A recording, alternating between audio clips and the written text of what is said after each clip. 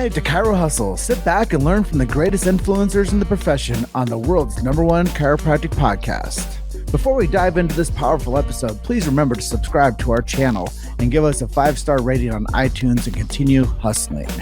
This episode is sponsored by Imaging Services, Chiro Health USA, Chiro Moguls, Chiropractic Rocks, Pure Chiro Notes, Titronics, doTERRA, Sherman College of Chiropractic, New Patients in a Box, the Influencer Authority podcast training. Let's hustle. Hey guys, welcome to episode 353 of the Chiro Hustle podcast. I'm your co-host, Luke Millette, and here's your host, James Chester. So today we had the opportunity of interviewing Dr. John Vilkelis, and if you want to understand how to become a force of light, stay tuned. Welcome back. This is another episode of the Chiro Hustle podcast, episode 353. I'm really excited for this. I met Dr. John Vilkelis about 14 years ago down in Fort Lauderdale, Florida. And this is our second interview. So I'm really excited to have him on 14 years later. And before we get going on this one, I just set some ground tenets for people to know why we do what we do. We do this podcast, Chiro Hustle, to protect free speech and chiropractic. We do this to protect the sacred trust. If you don't know what that is, go check it out. And if we also do this show to protect and to support subluxation-based chiropractors. We support innate intelligence and universal intelligence. So letting you guys know that we are very philosophically sound and fundamental. So I am coming in from Grand Junction, Colorado today, and my guest today, Dr. John Vilkelis, is coming in from Somers, New York. And before we get going, I just want to welcome you to the show, John. Thanks for having me on. It's great to get interviewed by the great Jim Chester a second time. Yeah, 14 years ago, no one knew who the hell I was. That's right. That was a good outing for us, and you really managed to capture a lot. If anybody doesn't know, Jim had done a video with a whole bunch of alumni for the rugby program at Palmer. I'm a director of the Dr. David D. Palmer Athletic Trust. And so he actually put something together for us that was used as a part of a recruiting video for players. And I think we're still using some of that footage. Yeah, no, it's crazy. It's timeless. So now you said it, you're the director of the Dr. David D. Palmer Athletic Trust. And that's not where you started. That's where you are now. But I'm sure there's a lot of people out there, colleagues, friends, family, patients that might not know your story as well as you can tell it today. So just refresh people on how you got into the chiropractic profession and a little bit about how you got to where you are today. Well, when I was growing up, I was raised in a fairly kind of medically oriented home. It was you went to see the pediatrician if you had a problem, and you took whatever prescription they gave you, and largely that was it. As far as nutrition went, we didn't have a lot of money, so there wasn't a lot of junk food around because you couldn't afford to buy the junk food.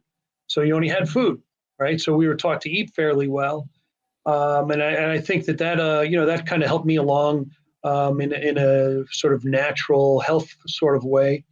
But the way I got introduced to chiropractic was I was wrestling in high school.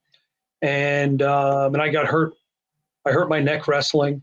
And of course, it wasn't one of my teammates or an opponent that did it. My brother was home from college and he was wrestling for Hofstra University. And he and I were wrestling in practice. And of course, my brother hurt me. It's like the tale of the tape, right? Everybody that has brothers will tell you the same thing. Yeah, I never got hurt doing any of that. Oh, my brothers killed me all the time, So I ended up, my mom took me to a chiropractor that she had actually been seeing at the time. And Dr. Steve Diamond, I think he practices in Manhattan now. I've kind of lost touch with him. But I was just totally blown away by what he was able to do for me in just a few short visits and the recovery I had. I thought my season was going to be over, and I was maybe out of practice for a week, and I was back at it wrestling again. And that intrigued me so much that I started to explore, what was chiropractic really about, and what would it take to become a chiropractor, At the time, I wasn't really sure what I was going to do. When I first had seen him, I was thinking about something to do with biology. I really always liked biological sciences and things. I was interested in genetics. Maybe I would do something with that. And because of my experience with him, I just kept exploring it. And the more I found out, the more I liked. When I was in college at Oswego State, I was under the care of Dr. Ed Galvin. He's up there in Oswego. He's a great chiropractor, and he really kind of took me the rest of the way down the path before I enrolled at Palmer. So that's kind of how I made it. So were you ever? I know that I met you through the funnel of rugby. Were you just playing? Were you just wrestling, or were you playing rugby and then you went to Palmer? So I wrestled for about 2 years in college. I actually left kind of in the middle of the season in my sophomore year. And after that, I was just playing rugby. And it's funny because, we have scholarships at Palmer for men's and women's rugby. And, nobody ever told me that there were scholarships for rugby before I went there. I found out about that maybe 2 weeks before I showed up on campus to attend school. And so I was a semester or a trimester late, getting any scholarship money.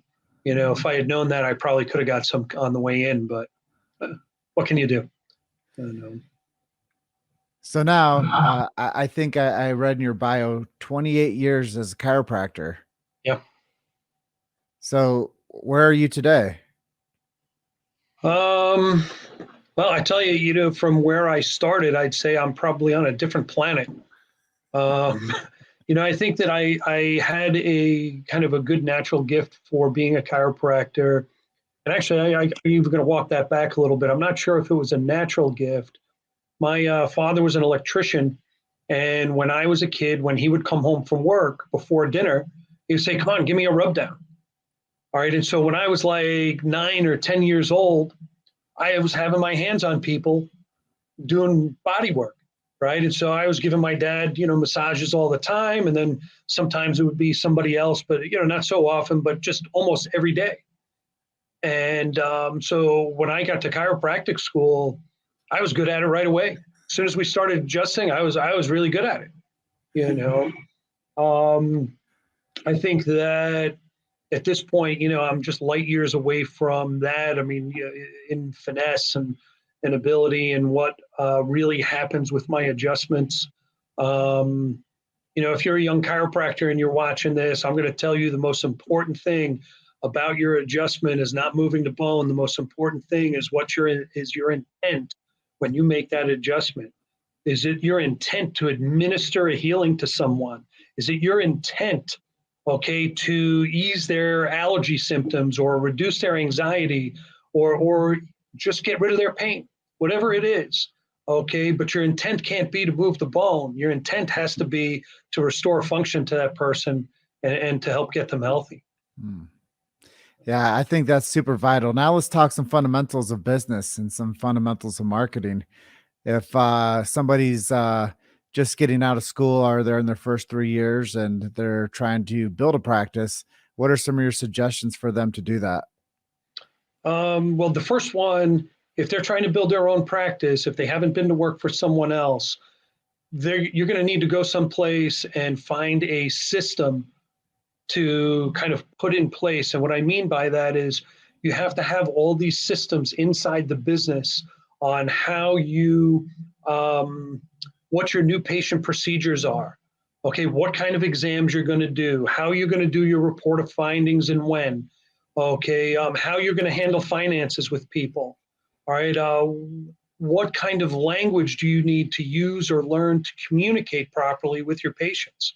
Because no matter how obvious you think chiropractic or health terminology is, it's not. Your patients are not going to understand what a subluxation is unless you take the time to explain it to them. They're not going to understand how their low back hurts on the right side, but their problem is on the left side of their low back because it's the other side of their pelvis. They're not going to get that. You have to explain everything. You have to tell them what health really is and how they're going to get it. All right. Health is 100% healing and 100% function in your body. Okay. And if you're the chiropractor and you're looking for subluxations, if someone has a misalignment that's putting pressure on a nerve, it's causing dysfunction in those nerves, it's causing dysfunction in the body. They are not at 100% healing and 100% function. So your duty is clear. That's the goal, is to get them to 100%. So. I think that's really important. And I think we put the cart before the horse there. Say that people need to you were go asking out. me about what they would do to build their practice. Yeah, I'm sorry. But say, so they got to get the system in place, right? And then the next thing they do is they're going to have to figure out how they're going to do some marketing of the practice to make themselves stand out in the market they're in. Okay. And, if you're a new young doctor and you think that you're really good with the social media platforms and stuff like that, I can promise you that you're not good at selling a business on a social media platform, because that's not what you've done for your entire life. Even though you're familiar with how the platforms work, okay, you don't know how to sell anything on there. All right. And you better get some help to teach you how. All right. The second thing I would tell people is, for the systems, you could go to different groups. You could go to Dr. Fred Schofield. You could go to Everest. There's a few others around that are reasonably reputable, and they're not ripping you off and selling you a bunch of crap and lies. But you got to ask around, ask other doctors who they like, and somebody you respect. Ask them who they've used and who they liked.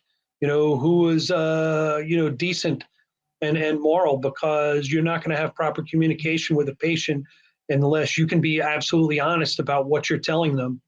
If you don't believe it, they're never going to buy it. So there's no point in that. You got to stick with what you believe and what you're really putting your faith in that you can do. So you think external that people... marketing stuff, I would tell them two things that they need to do, and it's not actually all external. One, okay, I would have them contacting you, okay, because you're going to show them a way that's going to fill their practice with new patients, okay. And then two, as they're starting to get patients, you need to do like a patient education class, maybe a spinal care class, you could call it, or a spinal health class, okay. And I'm going to kind of throw a rumor out that I've heard. Okay, I've heard that Dr. Shane Smith is going to be selling his spinal health class. Okay, it is hands down the best spinal health class that I have ever seen, and it's 30 minutes. It has everything in it that you want. It's very, very well referenced, so you can go back and see all the references for all the information in there, and it's 30 minutes. I know there's guys out there that are doing classes that are an hour and a half. That's just torture. I couldn't sit through an hour and a half class. There's no way. So when it pops, if you're looking for a good class that's, like I said, 30 minutes, that's what you have to do, because people will bring somebody with them to the class, and a lot of those people convert to patients, and that's how you're building people that really understand the power of chiropractic and what it can do for them. And I'm just going to go back and make a few notes here. So people have to understand that they need to understand systems, the systems of a chiropractic business. They should have a strategy for conversion. That's a day one, day two process. And absolutely, I believe also you said in there that there's different verticals of influence. One of those is social media. Another one of those is external marketing. And then you should have a doctor's talk. And I believe that if a chiropractor wanted to really nail all of it down, make a checklist, put all the things that Dr. John just said and what I reiterated on a checklist, and go do that. And I think that those are some of the fundamentals that people have to really consider. And on top of that, chiropractic is it's passed down. I think that that's what people sometimes don't understand is you need to have good mentors. You need to have good people to lean on and to ask questions to and to be mentored by. So that takes me to the next question is one of the things I really like to ask people is who are some of their mentors or some of their heroes in the chiropractic profession? Who are some of the people that had a profound influence on you, Dr. John? There's probably quite a number, and it's interesting. I was kind of thinking about that the other day, and if I really had to make a list, I would say Dr. Kurt Burbach, Dr. Eric Seiler, um, doctors Mark and Scotty Castile. They're brothers. I would have to say Dr. Matt Walker, Dr. Kevin Huron. If you think you know something about extremities and you haven't seen one of Dr. Huron's seminars, you're kidding yourself. Go and see one. You'll be blown away. All right. And, I think I would even, I'd have to throw Ed Galvin on there too from Oswego, the guy that kind of guided me into chiropractic school. So those are guys are some heavy hitters. It's funny because Dr. Kurt Burbach, he lives about an hour north of Palmer. And he always talks about how he would love for kids to come up there and visit him, spend a little time kind of around his clinic to pick his brain and stuff. And, he is a great doctor. People kind of underestimate his intelligence because he's this really big, huge guy. And he is a brilliant man. And, I said this in front of him once and he was a little embarrassed. So I think if he gets to watch this, he's going to be really embarrassed. But if I'm in Davenport, I would say that he probably has the best hands of any doctor around there for about 1,000 miles. Okay, I mean he really brings something special to his adjustments. He is really good at it. So. You've made it to Chiro Hustle. Sit back and learn from the greatest influencers in the profession on the world's #1 chiropractic podcast. This episode is sponsored by Imaging Services, Chiro Health USA, Chiro Moguls, Chiropractic Rocks, Pure Chiro Notes, Titronics, doTERRA, Sherman College of Chiropractic, New Patients in a Box, the Influencer Authority podcast training. Let's hustle. Well, you mentioned some greatness there, and I love it too. I think that there's a lot of amazing people out there, including Freddie Schofield and Matt Walker. Those are a couple of the guys that first got me to understand the chiropractic profession. So it's really cool that you mentioned those guys as well. So let's talk about you personally. What are you doing to stay healthy? What are you doing for like your mental, your physical, and your emotional stuff? Well, if anybody caught the bio, I'm training for the zombie apocalypse, right? So you got to stay fit. I do some old school weightlifting. I'm just pushing some iron around, hit the heavy bag, try to eat right, try to keep the family eating right. I would say that my daughter definitely has the best willpower of staying on the clean diet. She's got an iron will. The rest of us are a little weaker in that regard, but we try to do that all the time. Try to get some time outside. You got to get some sunshine, fresh air. And I think mostly that's it. No, that's cool stuff. I think that's just important that people understand that the chiropractic lifestyle is eating right. You got to train your mind, you got to train the body, and you got to stay hydrated. And a lot of stuff people they look over or take for granted, but it's a day-to-day process. The hydration thing is a big thing. Dehydration causes so many problems in the human body. And as a rule, I tell my patients that they should be drinking half their body weight in ounces as a minimum a day. And if their activity is increased and they're really working out or doing hard work, it should be more than that. Yeah. And the amount of stress that you put on your body, you just got to keep the body fluid. And I think, I'm not a doctor or scientist, but I think 70 something +% of the body's water. So that's right. If you're deficient in water, you got to keep a good watershed. Movement is life. Got to keep moving. So let's talk a little bit about the chiropractic profession as a whole. I know that you've been in the profession 28 years. That doesn't include your schooling, so there's a little bit longer than that. But right. After almost being in this thing for 3 decades, where do you see the profession going in the next 10 to 20 years? When I look down the road, I really see two possibilities. I really feel like that we're more at a crossroads than I've ever seen, in the profession. And one way is kind of, to me, is kind of the dark way. And it means that our profession will be diminished because there are forces that are working against us now that are even infiltrating our chiropractic associations, where they want to do things like remove from our scope of practice the ability to take x-rays. Okay, so they want to limit our scope of practice. They really only want us to work on back pain and neck pain. Okay, and that's very limiting. That's not really what chiropractic was designed to do.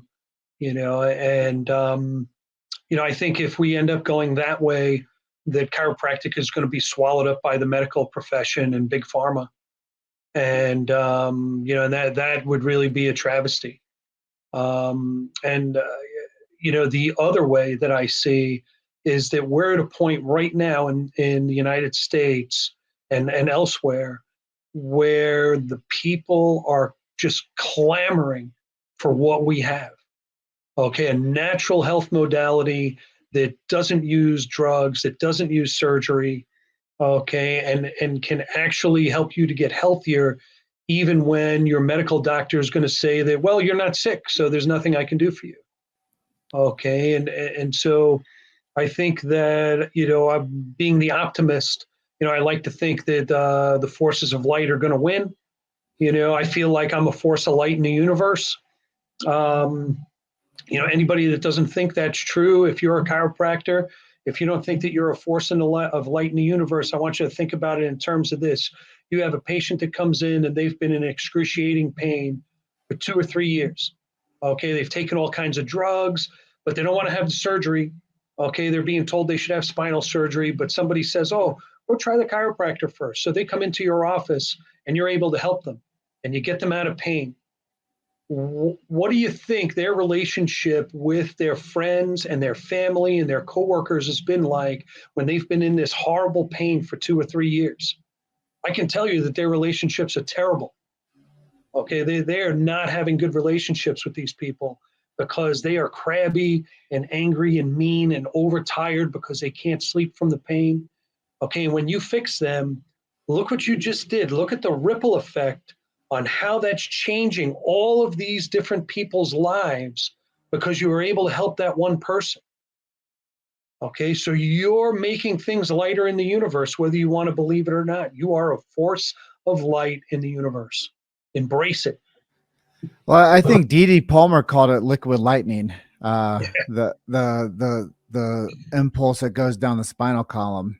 And when I meet people and I do spinal screenings, I call them scheduling events, but I just did one this past weekend. And when I meet people, I let people know that they get a chance to see what it's like to be healthy again. And I think so many times people think that just because they're alive that they're healthy, and that they have a huge misconception that we are beings of light. And then when you do get a subluxation corrected, it allows the lightness in your body to flow again. And it sounds kind of woo woo or ethereal, but when people actually experience a chiropractic adjustment and they're like, that was the one thing that I did that changed the rest of my life. And it's true. I believe, back from your wrestling injury, back from my high school football injury, when somebody gets adjusted, it's not just the explaining what a subluxation is. It's what happens with that impulse into somebody's life that now they can go back to doing what they like to do. And they don't have to live with crummy sleep, or they don't have to live with, a poor attitude because they don't feel good. I agree totally. So at this juncture, I like miracle stories.